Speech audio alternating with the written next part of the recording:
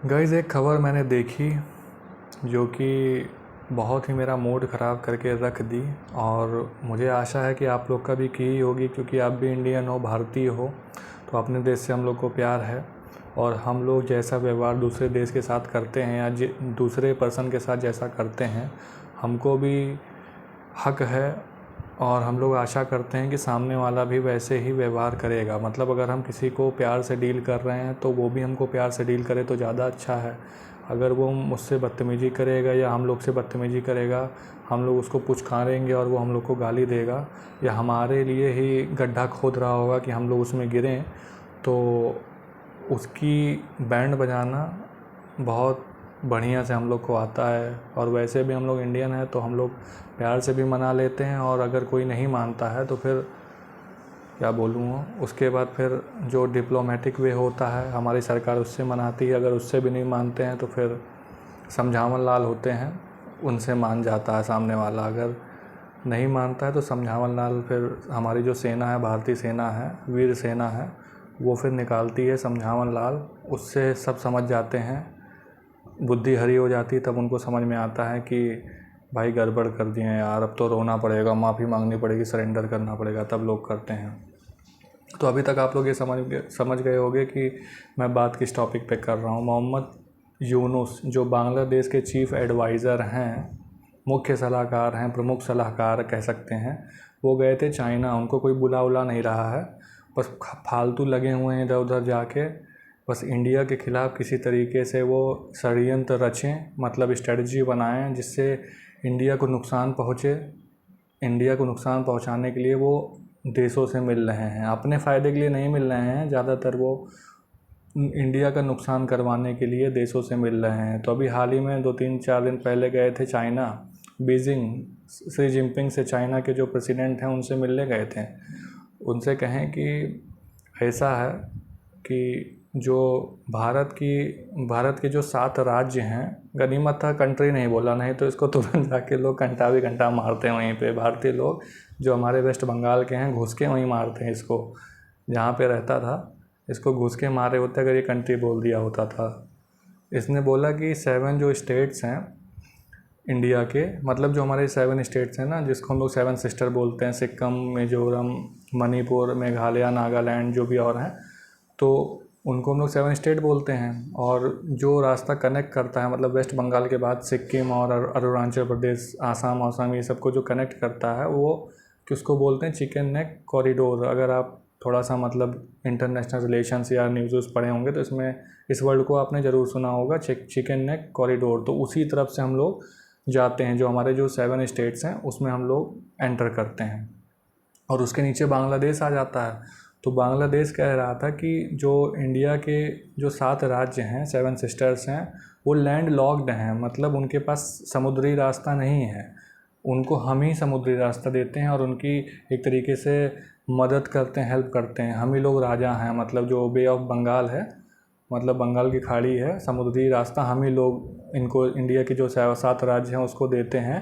तो आप हमारे यहाँ पे आइए, बांग्लादेश में एक इकोनॉमिक मतलब स्थापित करिए, अपना इकोनॉमिक ट्रेड वाला जो भी चीज़ें होती हैं सेटअप करिए और यहाँ से बढ़िया ट्रेड करिए। हम आपको सब चीज़ प्रोवाइड करेंगे। और ये बीच में उनको बता के आएँ, मतलब इनडायरेक्टली इनको बता के आएँ कि मतलब आप उधर से एक तरीके से आप कब्जा कर सकते हैं कि जो 7 स्टेट्स है उधर से आप कब्जा कर लीजिए, तो डायरेक्ट आप आ जाएंगे बांग्लादेश में। तो चाइना से अब बांग्लादेश में इंटर कर लेंगे तो समुद्र आपको मिल जाएगा, फिर यहाँ से आप आराम से ट्रेड कर सकते हैं, आपका खर्चा ज़्यादा नहीं लगेगा।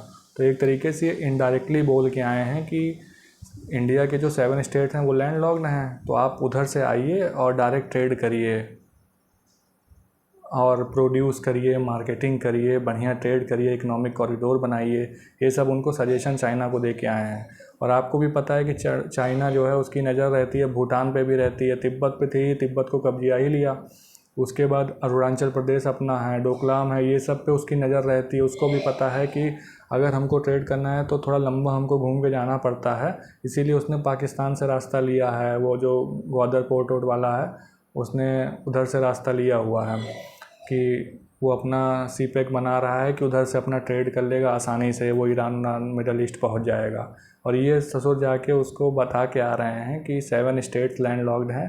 भाई इसने भूटान और नेपाल का नहीं लिया, खाली इंडिया के पीछे पड़ा हुआ है, 7 स्टेट्स का नाम लिया है। इनडायरेक्टली तुम उसको भड़का के आ रहे हो। वैसे वो हम लोग के ऊपर नज़र रखे रहता है, तिरछा निगाह रखता है कि कब इसको कब्जिया लें, ये कर ले वो कर ले, और तुम वहाँ पे जाके सजेशन दे रहे हो। हम लोग बांग्लादेशियों की कितनी हेल्प किए हैं, हम लोग को तो इंडियन को पता ही है और बांग्लादेशियों को भी पता है। अपने पापा पापा से पूछना बेटा कि हम लोग ने 1971 में तुम लोग की हेल्प की थी कि नहीं की थी। जो शेख हसीना जो पहली एक्स प्राइम मिनिस्टर थी, जिनको तुम लोग ने भगा दिया बांग्लादेशियों ने, वो आके इंडिया में शरण ली। और उनके जो पिताजी थे, उन्होंने तुम लोग को आज़ादी दिलवाई थी पाकिस्तान से। जो पाकिस्तान की आर्मी तुम लोग के ऊपर अत्याचार करती थी, उससे आज़ादी दिलाई थी। और उसमें इंडिया ने तुम्हारी सेना का, तुम्हारी सरकार का कितनी हेल्प किया था कि तुमको आज़ादी मिल सके। हम लोग को क्या मतलब, तो तुम्हें आज़ादी मिलती चाहे ना मिलती, लेकिन तुमको आज़ादी दिलवाई। एक मानवता जो थी, वो लोग आपको परेशान कर रहे थे, आपके लोगों के साथ गलत चीज़ें कर रहे थे, उसके लिए इंडियन गवर्नमेंट ने बड़ा कदम उठाया था कि मतलब तुम पाकिस्तान के हिस्सा हुआ करते थे, लेकिन तुमको हेल्प की थी कि जिससे तुम आज़ाद हो पाए। तो तुम ये सब चीज़ें भूल गए। शेख हसीना जी थी तो उनको सब चीज़ याद थी, उनके पहले सब चीज़ नॉर्मल चलता था, मतलब आराम से तुम लोग रहते थे। तुम्हारी जो इकनॉमी है वो भी ऊपर ही जा रही थी, अप साइड जा रही थी। लेकिन फिर क्या हुआ कि तुम जैसे पता नहीं क्या तुम्हें कोई पट्टी पढ़ा दिया, ये पाकिस्तान की ISI का काम होगा, जाके तुम लोग को ज्ञान वहाँ बता दिया कुछ। कोई हमें लग रहा है 100% तुम लोग को कोई ज्ञान दिया है, और ISI और पाकिस्तान इसमें शामिल है खुफिया तरीके से। वो तुम लोग को कुछ माइंड वॉश किया है और तुम लोग उसी की धारा में वापस जा रहे हो। जो तुम लोग पाकिस्तान से अच्छा कर रहे थे, एज अ कंट्री बहुत अच्छा प्रदर्शन कर रहे थे, और अपनी मतलब GDP तुम लोग की बढ़ रही थी। अब पाकिस्तान जैसे था बदतर हालात हैं, वैसे तुम लोग भी होते जाओगे। कोई टेंशन की बात इसमें है ही नहीं, क्योंकि तुम्हारे यहाँ कोई प्राइम मिनिस्टर ही नहीं है। एक चीफ एडवाइज़र रखे हो, वो भी फालतू की बात कर रहा है। इंडिया के साथ अगर तुम रह रहे थे, इंडिया एक ग्रोइंग नेशन है, तुमको भी पता है, तुम्हारी हेल्प ही तो कर रहा था बांग्लादेश की। क्या बुरा कर रहा था, और तुम जाके तुम उसके खिलाफ़ वहाँ रणनीति कर रहे हो फालतू की। दुश्मनी क्या है भाई, तुम लोग ये बता दो बांग्लादेशियों। कमेंट अगर तुम लोग देख रहे हो बांग्लादेशियों, तो कमेंट करके मुझे बताना दुश्मनी हम लोग से है क्या। तुम्हारी हम लोग ने हेल्प की, हर चीज़ करते हैं। तुम लोग को कोई चीज़ दिक्कत होती तो सरकार हमारी हेल्प करती है कि हमारे जो नेबर कंट्री हो, थोड़ा हेल्प किए रहेंगे तो हम लोग के लिए भी फ़ायदा रहेगा कि शांति से हम लोग भी जी सकेंगे, तुम लोग भी जी सकोगे।